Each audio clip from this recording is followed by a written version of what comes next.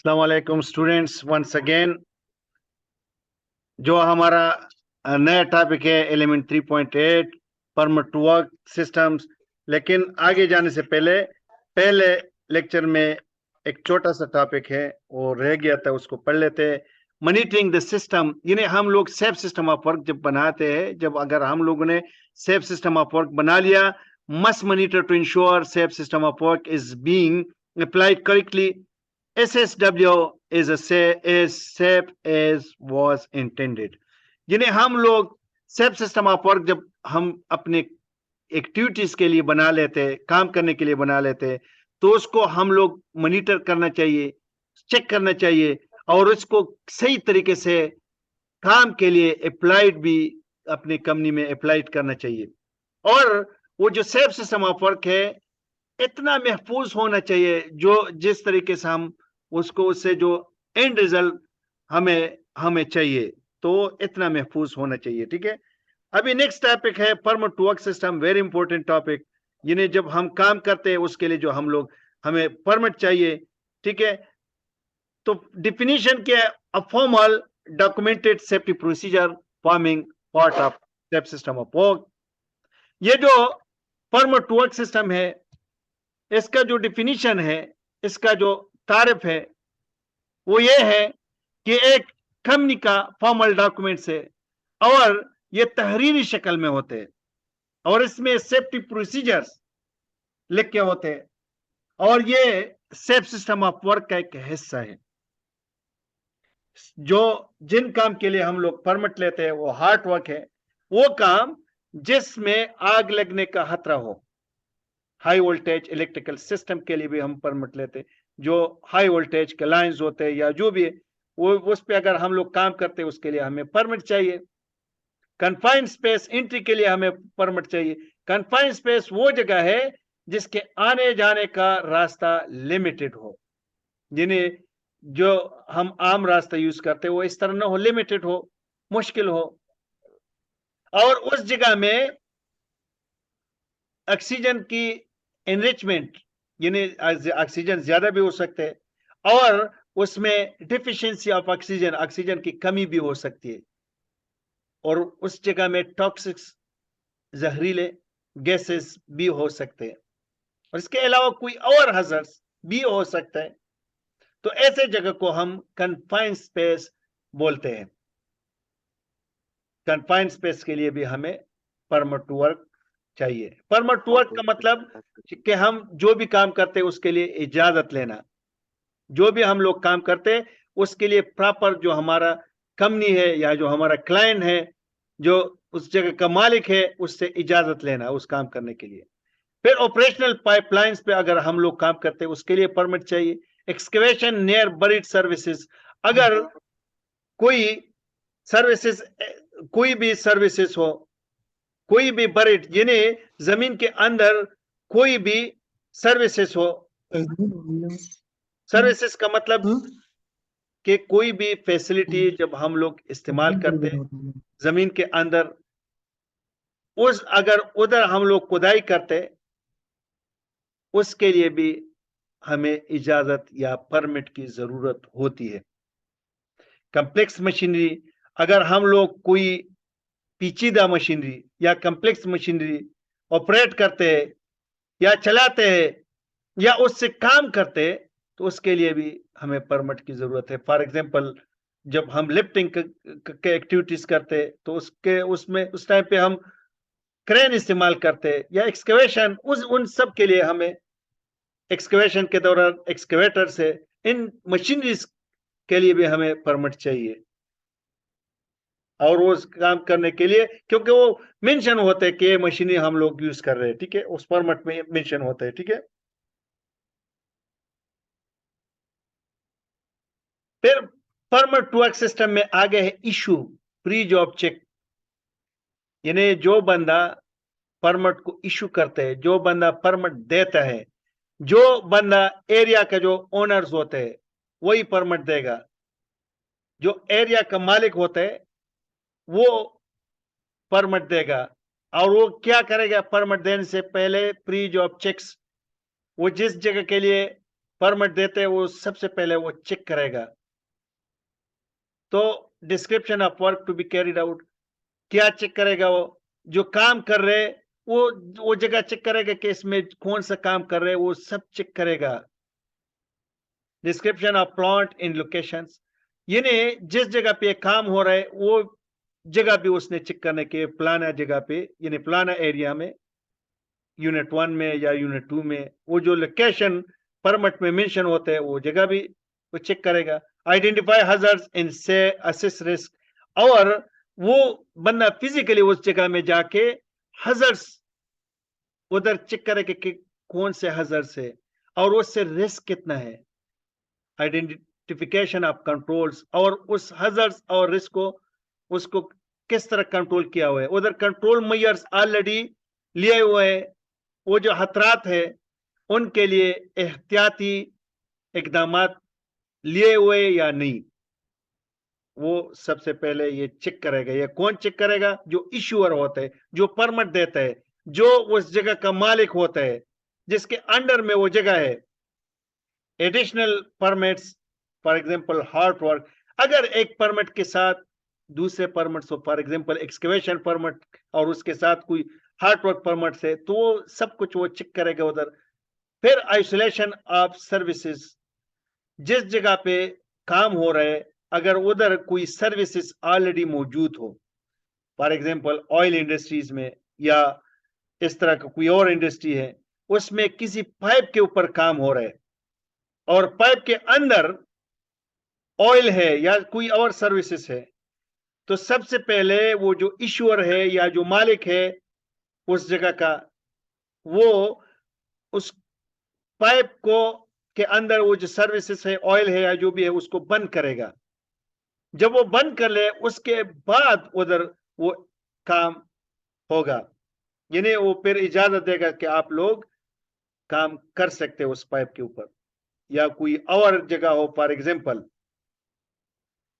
कोई सर्विसेज है electrical line पे या इलेक्ट्रिकल जो जो सर्विसेज है उस पे कोई काम होना है, तो जो उस जगह का मालिक है, इश्यूअर है, वो सबसे पहले वो जगह चेक करेगा, उसमें हजार्ड्स और सब कुछ चेक करेगा, लेकिन काम करने से पहले पहले वो उसको आइसोलेट करेगा। जो इलेक्ट्रिकल सर्विसेज है उसको आइसोलेट करेगा, बंद करेगा। फिर वो personal protective equipment PP already explain हुआ है। पर्सनल प्रोटेक्टिव इक्विपमेंट में क्या है?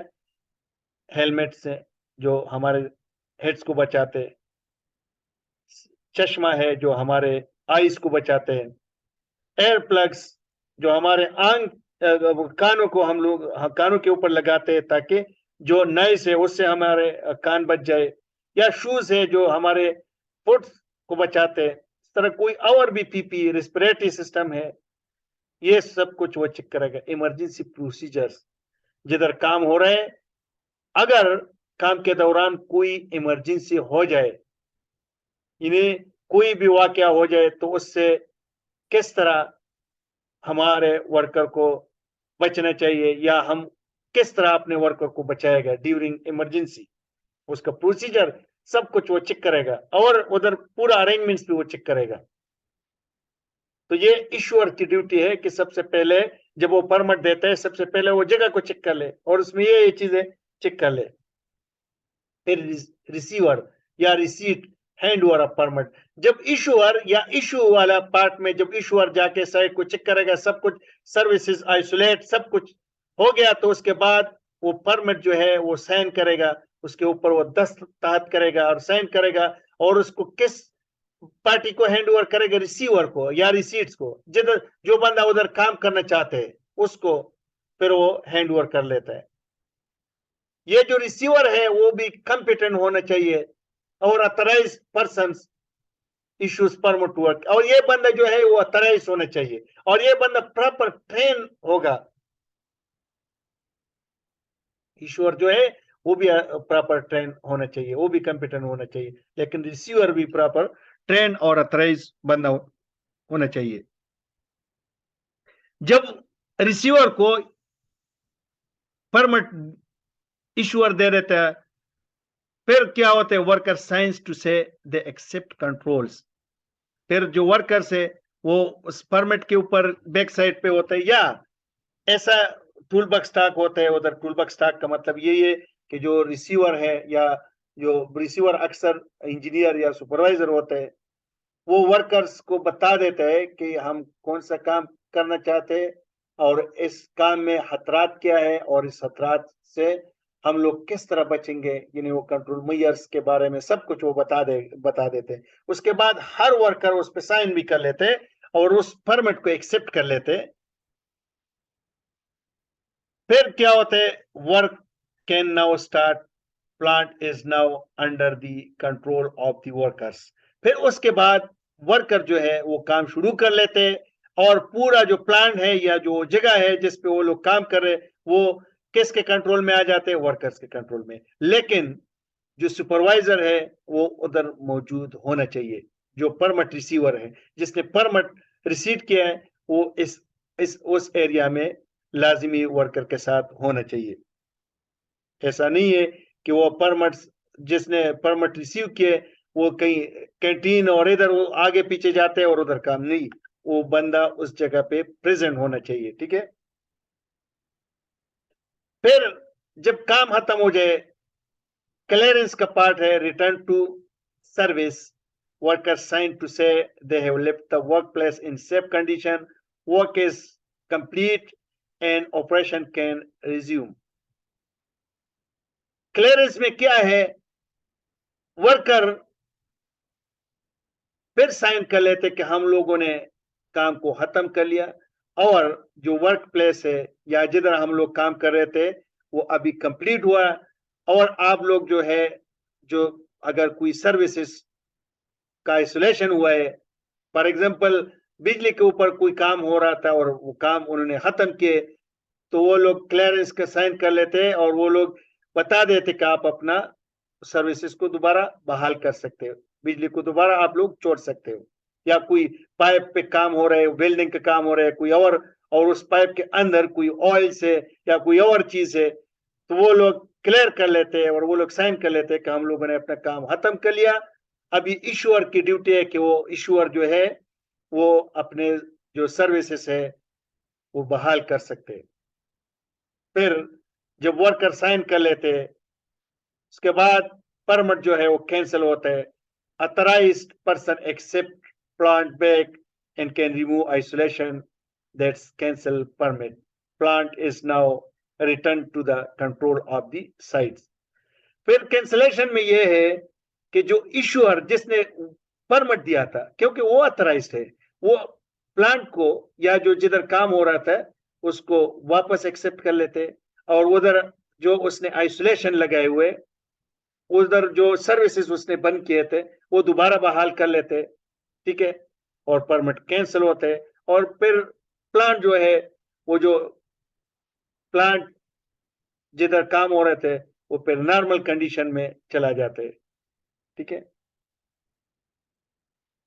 नेक्स्ट जो टॉपिक है emergency procedures in first aid.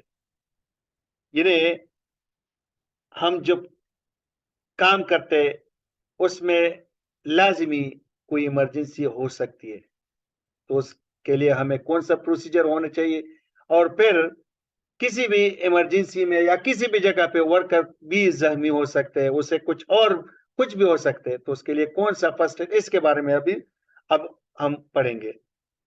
The need for emergency procedures, why do we need them? Because despite all the precautions you take, things can still go wrong. हमें emergency procedure क्यों चाहिए? वो इसलिए चाहिए क्योंकि हम लोग जो काम कर रहे हैं उसको ऑलरेडी हम लोगों ने प्रिकॉशंस यानी हिफाजती इकदाम या एहतियाती इकदाम दिए हुए, लेकिन फिर भी वो काम जो है वो रॉन्ग डायरेक्शन में जा सकता है। 100% हम लोगों ने सेफ्टी प्रिकॉशन लिया हुआ है, लेकिन फिर भी कुछ गलत हो सकता है, फिर भी कोई इमरजेंसी हो सकती है। और कौन से इमरजेंसी हो सकते हैं? What incidents?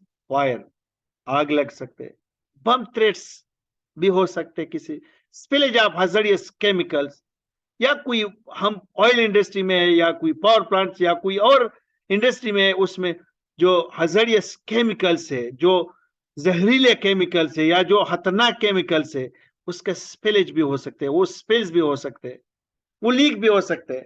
तो उससे हम लोग किस तरह बचेंगे? रिलीज ऑफ टॉक्सिक गैस, हम किसी इंडस्ट्री में काम कर रहे हैं तो उसमें कोई जहरीला गैस भी रिलीज हो सकते हैं, कोई पाइप लीक हो सकते हैं, उससे कोई गैस भी लीक हो सकते हैं।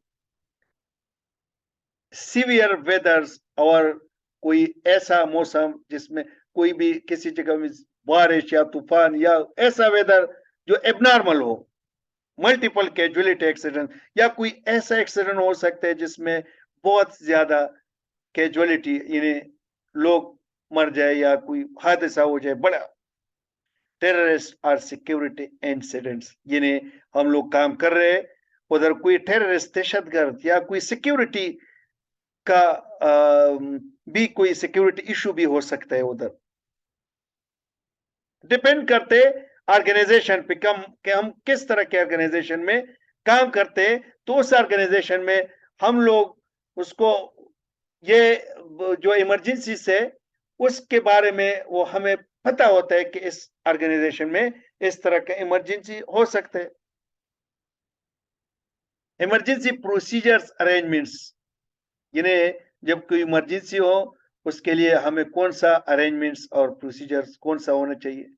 द फोर्सिबल इमरजेंसीज, हमें सबसे पहले कि कौन सा इमरजेंसी हो सकते हैं हमारे इंडस्ट्री में, क्योंकि हमारे इंडस्ट्री में हमारा एक्सपीरियंस होना चाहिए, हमें उस इंडस्ट्री में एक्सपीरियंस होना चाहिए, और हमें यह भी पता होना चाहिए ये जो इंडस्ट्री है इसमें कौन सा इमरजेंसी हो सकते हैं। फॉर एग्जांपल, हम लोग ऑयल एंड गैस में, अगर कोई भी बंदा, आप में से कोई भी बंदा ऑयल एंड गैस में काम करते हो, उसे पता होता है कि ऑयल एंड गैस में हाइड्रोजन सल्फाइड या H2S गैस किसी भी टाइम लीक हो सकता है, या फायर लग सकता है, या कार्बन मोनोऑक्साइड लीक हो सकते हैं, या हाइड्रोजन सल्फाइड, मीथेन, इस तरह के गैसेस उधर लीक हो सकते हैं।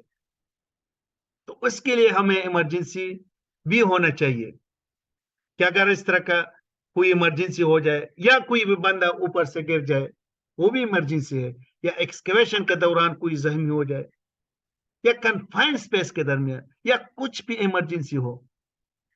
फॉर एग्जांपल, पावर प्लांट में HRSG के ऊपर लोग काम कर रहे हैं, HRSG का तो बहुत बड़ा वो बहुत हाइट पे काम होता है, उसमें भी इमरजेंसी हो सकते हैं। वर्कर से किसी वर्कर को उधर वो गिर भी सकते हैं ऊपर से, या उधर कोई किसी वर्कर को चक्कर भी आ सकते हैं, इस तरह होता है प्रैक्टिकली। आप लोगों ने तो नहीं, लेकिन देखे हम लोगों ने, ठीक है। तो अगर इमरजेंसी हो तो उसको हम लोग किस तरह हैंडल करेगा, और इमरजेंसी के दौरान procedures for raising the alarm, कौन सा प्रोसीजर से या कौन सा तरीका है जो अलार्म को रेस करेगा, यानी कौन सा अलार्म है, हाइड्रोजन सल्फाइड के लिए कौन सा अलार्म है, कार्बन मोनोऑक्साइड के लिए कौन सा अलार्म, फायर के लिए कौन सा है, यानी डिफरेंट टाइप्स ऑफ अलार्म भी होते हैं, या एक स्पेशल अलार्म होते हैं। सब जितना भी इमरजेंसी से उसके लिए एक ही अलार्म भी हो सकता है, डिपेंड करता है वर्क प्लेस पे, कंपनी पे, उसके प्रोसीजर्स पे। प्रोसीजर टू बी फॉलोड, अगर इमरजेंसी हो जाए और अलार्म भी रेस कर लिया तो उसके बाद कौन सा प्रोसीजर को फॉलो अप करना चाहिए, ये असेंबली पॉइंट को किस तरह अप्रोच करना चाहिए, क्या ट्रैक्स होना चाहिए, कौन सा तरीका, कौन लोग इमरजेंसी में, कौन सा स्टाफ रिस्पॉन्सिबल स्टाफ हो, पूरा प्रोसीजर मेंशन होना चाहिए। सुटेबल इमरजेंसी इक्विपमेंट, और फिर हमारे पास जो इमरजेंसी को जिस इक्विपमेंट से हम लोग हैंडल करते हैं वो इक्विपमेंट भी सुटेबल होना चाहिए, मौजूद होना चाहिए, सही होना चाहिए। रिस्पॉन्सिबल स्टाफ भी हमारे पास होना चाहिए, ठीक है। डीलिंग विद द मीडिया, और बाज औकात मीडिया भी आ सकते हैं, और उस मीडिया को आप लोग किस तरह हैंडल कर, इसका भी स्किल हमारे पास होना चाहिए। फिर कंटेक्टिंग इमरजेंसी सर्विसेज, हमारे पास वो कंटेक्टिंग या वो जो लैंडलाइन या मोबाइल, वो नंबर भी पास होना चाहिए, जिस किसी भी इमरजेंसी में, कोई भी इमरजेंसी हो कि हम कौन सा नंबर को डायल करेगा। फॉर एग्जांपल यूए में 997, 998, 999 पुलिस। इस तरह हमारे इधर 1122 फायर फायर के लिए, या 1122 को कॉल करने के लिए, कोई भी इमरजेंसी हो तो हम लोग इधर कॉल करते हैं। 15 पुलिस का नंबर है। इस तरह हर कंट्री का वो इमरजेंसी नंबर होते हैं। और इसके अलावा जिस जगह पे हम लोग काम कर रहे हैं, जो वर्क प्लेस है, जो प्रोजेक्ट पे काम कर रहे हैं, उसका भी एक स्पेसिफिक इमरजेंसी नंबर होते हैं। उसके क्लिनिक का नंबर, उसमें फर्स्ट एडर के नंबर, उसमें जो रिस्पॉन्सिबल सेफ्टी टीम है उसके भी नंबर्स, सारे कुछ लिखा होता है। और ये जो नंबर से एक स्पेशल इमरजेंसी नंबर, वो हेलमेट पे, वर्कर के हेलमेट पे भी पेस्ट करना चाहिए।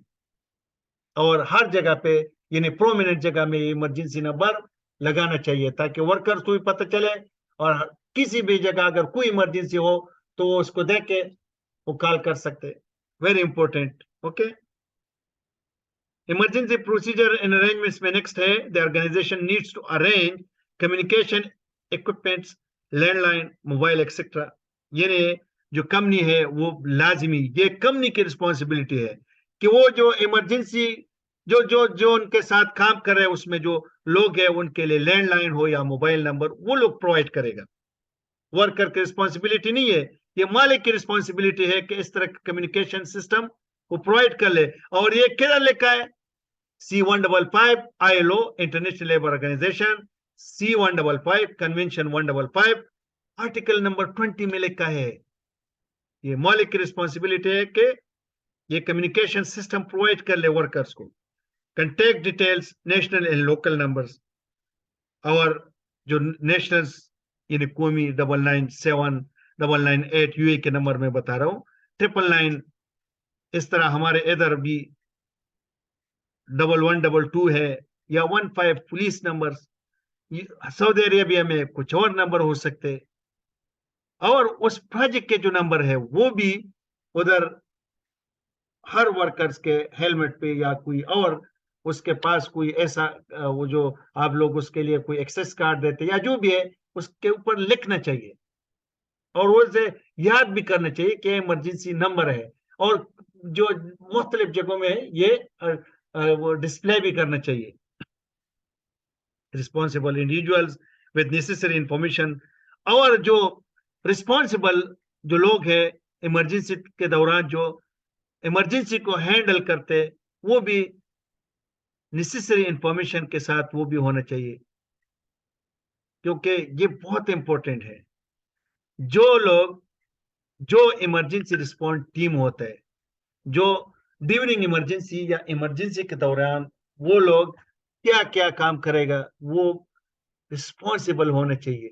प्लीज बी रिमेंबर, क्योंकि आप लोगों ने आगे मैनेजर भी बनना है, ठीक है, और पूरे ऑर्गेनाइजेशन को आप लोग उसको, जो रिस्पॉन्सिबिलिटी आपकी बनती है, तो ये आप लोग के लिए इम्पोर्टेंट है, बहुत ज्यादा इम्पोर्टेंट है कि किसी भी टाइम इमरजेंसी हो सकती है।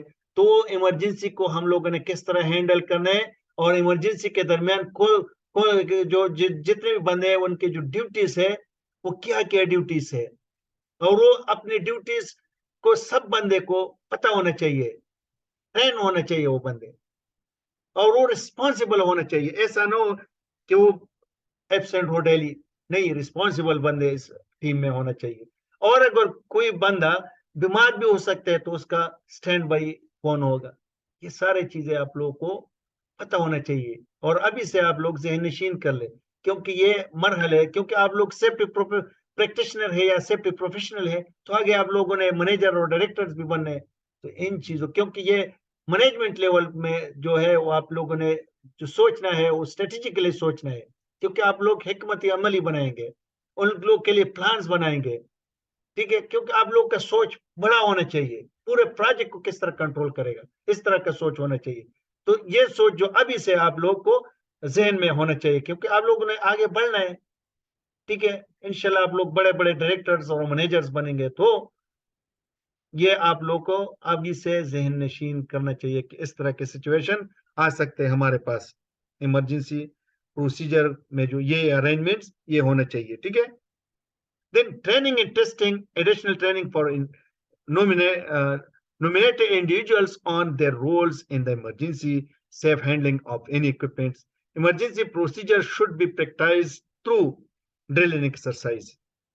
ये जो इंडिविजुअल बंदे हम लोग सेलेक्ट करते हैं इमरजेंसी रिस्पॉन्स टीम के लिए, वो जो बंदे हमें उसको ये बताना चाहिए कि आप लोग के ये रोल्स और रिस्पॉन्सिबिलिटी है। और जो इक्विपमेंट्स है, वो जो equipments for example stretcher use कर रहे हैं या कोई फायर के दौरान कोई होज यूज कर रहे हैं या जो भी है, उन चीजों के बारे में उन लोग को इल्म होना चाहिए और बाकायदा उन लोग को ट्रेनिंग देना चाहिए, वो लोग ट्रेन होना चाहिए। ठीक है। इसके अलावा हर जगह पे हम सब जो हमारे जितने वर्कर्स है और स्टाफ है उन सबको भी इमरजेंसी ड्रिल उस एरिया में होना चाहिए, ताकि उन सबको पता चल जाए कि कोई इमरजेंसी हो, चाहे वो हाइड्रोजन सल्फाइड हो की हो, फायर की हो या कोई और हो, उसका प्रोसीजर क्या है, हम लोग अपने आप को किस तरह बचाएंगे, प्रोसीजर पूरा उनको पता होना चाहिए। और ये ड्रिल के थ्रू हम लोग उसको बता सकते हैं, प्रॉपर ड्रिल होना चाहिए, ठीक है। डिपेंड करता है वर्क प्लेस पे कि कितने टाइम बाद ड्रिल होना चाहिए। और इसके अलावा हम जिधर एकोमोडेशन है, जिधर हम लोग रह रहे हैं, उसमें भी ड्रिल होना चाहिए, ठीक है। और ये हर साल में एक दफा ड्रिल होना चाहिए क्योंकि लीगल रिक्वायरमेंट्स भी है, ठीक है। फायर ड्रिल अकोमोडेशन में होना चाहिए, ठीक है। देन है फर्स्ट एड रिक्वायरमेंट्स, क्योंकि कंपनी में कोई भी बंदा जख्मी भी हो सकते है, वो कोई और बीमार भी हो सकते हैं, तो require the prepared first aid provisions उनके लिए, या हमारे कंपनी में फर्स्ट एड प्रोविजंस भी होना चाहिए, वर्कर के लिए फर्स्ट एड प्रोविजंस लाजमी होना चाहिए उधर।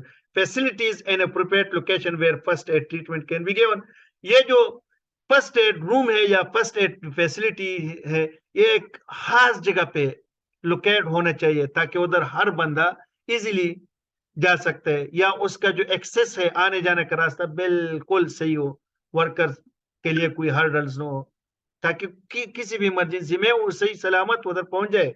Equipment suitable stock first aid Kitts and other equipments, और वो जो फर्स्ट एड रूम है या जो फर्स्ट एड फैसिलिटी है उसमें जो फर्स्ट एड इक्विपमेंट्स है या फर्स्ट एड किट्स है वो सुटेबल होना चाहिए। पर्सनल ट्रेन स्टाफ और जो उधर फर्स्ट एडर्स है वो बिल्कुल ट्रेन होना चाहिए, ठीक है। फर्स्ट एड फैसिलिटी में क्या है, centrally located accessible bye emergency services, ये जो फर्स्ट एड रूम है या क्लिनिक है या ऐसे जगह में लोकेटेड होना चाहिए जिधर हम किसी भी इमरजेंसी में इजीली उधर जा सकते हो। Clean and adequately heated ventilated inlet, और ये जगह बिल्कुल साफ सुथरा और हवादार, ठीक है। और उसमें रोशनी यानी हर टाइम पे क्योंकि वो जगह ऐसा है कि उधर वो जगह रोशन होना चाहिए, लाइट होना चाहिए, hand wash facilities, chair, clinical waste bins etcetera, और उस जगह में हैंड वॉश फैसिलिटी हो, चेयर हो उधर, और क्लिनिकल जो वेस्ट बिन्स है जिसके जो ऐसा वेस्ट बिन जिसके ऊपर ढक्कन हो, जो हॉस्पिटल्स में यूज होते हैं, वो उसी तरह के वेस्ट बिन उधर होना चाहिए, क्योंकि वो उसमें जो वेस्ट है उसमें बैक्टीरिया और वायरस होते हैं, इसलिए वो कवर होना चाहिए, ठीक है। इक्विपमेंट में क्या है, first aid kits, eye wash station होने चाहिए, emergency showers, blankets, planes, station equipment, stretcher, wheel chair, other equipments as required, ये इक्विपमेंट हमारे फर्स्ट एड रूम में होना चाहिए, ठीक है। देन फर्स्ट एड पर्सनल किस तरह होना चाहिए, कितना ट्रेन होना चाहिए। The basic principle of first aid is to keep the injured person alive until professional medical assistance arrives. यानी इसकी ये जो फर्स्ट एड के बंदा है या जो फर्स्ट एड का जो उसूल है, प्रिंसिपल है, वो इस तरह है कि कम से कम ये जो लोग इतने काबिल हो कि जो कोई भी बंदा उधर जख्मी होता है वर्क प्लेस में, कि उसको जिंदा रखे।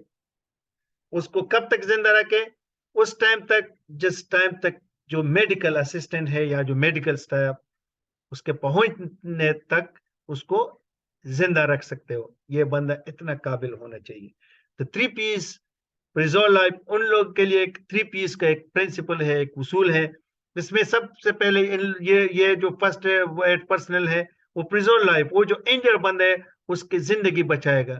फिर प्रिवेंट डिटोरेशन, फिर अगर वो जख्मी है तो उसका वो जो डिटोरेशन है वो ज्यादा, ताकि उस जिधर जख्म है या जो भी है, ताकि वो उसको प्रिवेंट कर ले, मना कर ले, ताकि वो जो ज्यादा जख्मी होने से उसको बचा ले। प्रोमोट रिकवरी, और उसमें इतनी एबिलिटी होना भी चाहिए कि वो जो रिकवरी है उस बंदे के जो वो प्रोमोट कर ले। And to treat minor ailments that requires no further medical help. और कम से कम ये लोग इतने काबिल हो कि जो छोटा कोई कट शट हो या कोई छोटी सी बीमारी हो या इस तरह की चीज हो, उसको ट्रीट भी कर सकते हो। स्पेशली कट्स बीमारी को ये लोग ट्रीट नहीं कर सकते, उसके लिए मेडिकल स्पेशलिस्ट होना चाहिए, ठीक है। Then train personnel appointed person no are basic training only. अगर हम अपने वर्कर्स में से ये अपॉइंटेड पर्सन ले सकते हैं, ठीक है, कुछ बेसिक ट्रेनिंग देते हैं। फिर emergency first aiders and first aiders full emergency first aid work और first aid at work training, यानी ये लोग जो है ये जो इमरजेंसी को हैंडल करते हैं ये लोग फुली ट्रेन होते हैं, फुली ट्रेन होते हैं, ठीक है। Coverage will depend on the general risk level of the work place. ये जो हमें कितना फर्स्ट एडर चाहिए किसी जगह में, अगर हम फर्स्ट एड को किसी जगह में उनका तनासब लेते, यानी एक कंपनी है उसमें हमें कितना फर्स्ट एडर्स होना चाहिए, तो सबसे पहले उस कंपनी जिधर काम कर रहे उस जगह का रिस्क लेवल, उस वर्क प्लेस का रिस्क लेवल हम लोग चेक करते हैं कितना रिस्क है। अगर रिस्क ज्यादा हो तो फर्स्ट एडर भी रिस्क ज्यादा हो तो फर्स्ट एडर भी ज्यादा होना चाहिए, अगर कम हो तो फिर उस लेवल से फर्स्ट एडर हमें होना चाहिए। फॉर एग्जांपल ऑयल इंडस्ट्री में फर्स्ट एडर ज्यादा होते हैं। Then hazards present in the work place, फिर जो वर्क प्लेस में हम लोग काम करते हैं उसमें hazards कितने हैं, उस लेवल से हम लोग फर्स्ट एडर्स को मुतय्यन करते हैं। एक्सीडेंट हिस्ट्री, अगर एक्सीडेंट ज्यादा होते हैं तो फर्स्ट एडर ज्यादा होना चाहिए। वल्नरेबल पर्सन, हम लोग देखेंगे वल्नरेबल पर्सन ऑलरेडी हम लोगों ने पढ़ा है। वल्नरेबल पर्सन में यंग वर्कर्स है, एक्सपेक्टेंट और प्रेग्नेंट वुमन, ठीक है, और लोन वर्कर्स है और डिसेबल वर्कर्स। अगर ये ज्यादा हो तो फर्स्ट एडर भी ज्यादा होना चाहिए। नंबर ऑफ वर्कर्स, हमारे पास कितने वर्कर्स हैं, उस वर्कर्स का रेशियो हम लोग काउंट करके उस लेवल से हम लोग फर्स्ट एड तयन कर सकते, फर्स्ट एडर्स का। Work patterns in shift system, हमारा जो कंपनी है उसका वर्क पैटर्न्स क्या है, 24 घंटे काम कर रहे या एक ही शिफ्ट चल रहे। अगर नाइट शिफ्ट है तो उसके लिए अलग फर्स्ट एडर होना चाहिए। वर्क लोकेशन, फिर हमारा काम किधर हो रहा है, सी के करीब है, समंदर के करीब है, या समंदर के अंदर किसी जजीरे में है, या किसी और जगह है जिधर खतरात ज्यादा हो, तो फिर फर्स्ट एडर्स भी ज्यादा होना चाहिए। Size and spread of the work place, और हमारा वर्क प्लेस का साइज कितना है या कितना वो जो वर्क प्लेस है वो उसका साइज कितना है। अगर ज्यादा वर्क प्लेस हो तो उसमें फर्स्ट एडर भी ज्यादा होना चाहिए। Selecting staff to be first aider, हम लोग जब किसी स्टाफ को या किसी बंदे को जो जब फर्स्ट एड के लिए या फर्स्ट एडर के लिए सिलेक्ट करते हैं, वो उसमें क्या क्वालिटीज होना चाहिए। वो बंदा रिलायबल, काम, गुड कम्युनिकेशन स्किल्स, वो रिलायबल होना चाहिए और उसमें कम्युनिकेशन स्किल्स स्ट्रांग होना चाहिए, और काम जिन्हें वो उसमें वो कोई डर वगैरह न हो, किसी भी इमरजेंसी को वो सही तरीके से हैंडल कर सकते हो, ऐसा बंदा हमें सेलेक्ट करना चाहिए। Aware of own limitation in of the training, और वो उस बंदे को पता हो कि मुझे अगर ट्रेनिंग की जरूरत है तो उसको ट्रेनिंग देना चाहिए। Ability to observe new knowledge and learn, और यह बंदा काबिल भी होना चाहिए। ऐसा नहीं है कि उस नॉलेज को भी ऑब्जर्व नहीं कर सकते, ठीक है। ये कम से कम इसके पास कुछ ना कुछ नॉलेज होना चाहिए, और नए नॉलेज को भी ये बंदा ये इस तरह होना चाहिए कि वो नए नॉलेज को भी वेलकम करे। Ability to cope stressful situation, और ये बंदे में इतनी एबिलिटी हो कि वो जो स्ट्रेसफुल सिचुएशन हो या कोई इस तरह के हालात हो जिसमें स्ट्रेस हो, उसको सही तरीके से हैंडल कर सकते हो। एबल टू एक्सेप्ट रिस्पॉन्सिबिलिटी, और ये बंदा रिस्पॉन्सिबल होना चाहिए। फिजिकली फिट इनफ, और फिजिकली भी ये बंदा सही होना चाहिए।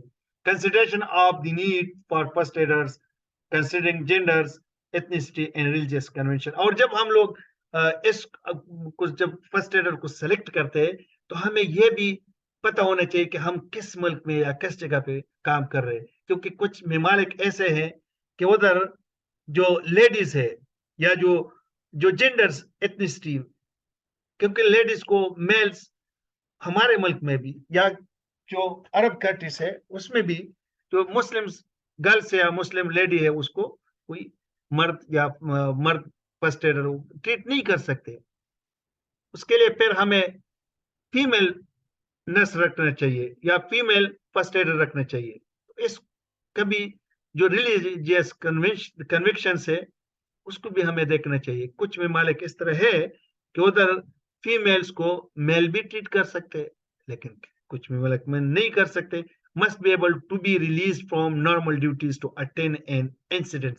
और ये लोग अगर किसी कंपनी में फर्स्ट एडर जो है वर्कर्स हम लोग ट्रेन करते हैं, तो फिर कोई भी इमरजेंसी हो या कोई भी बंदा जख्मी हो, ताकि वो लोग जो है वो नॉर्मल ड्यूटी से रिलीज हो जाए और उस बंदे को सही तरीके से ट्रीट कर ले। और इसी के साथ हमारा जो एलिमेंट नंबर 3 है वो कंप्लीट हुआ है, और इंशाल्लाह कल हम एलिमेंट नंबर 4 को पढ़ेंगे। ठीक है, और उसके बाद आफ्टर एलिमेंट नंबर 4 के बाद हम लोग जो है अपना जो पेपर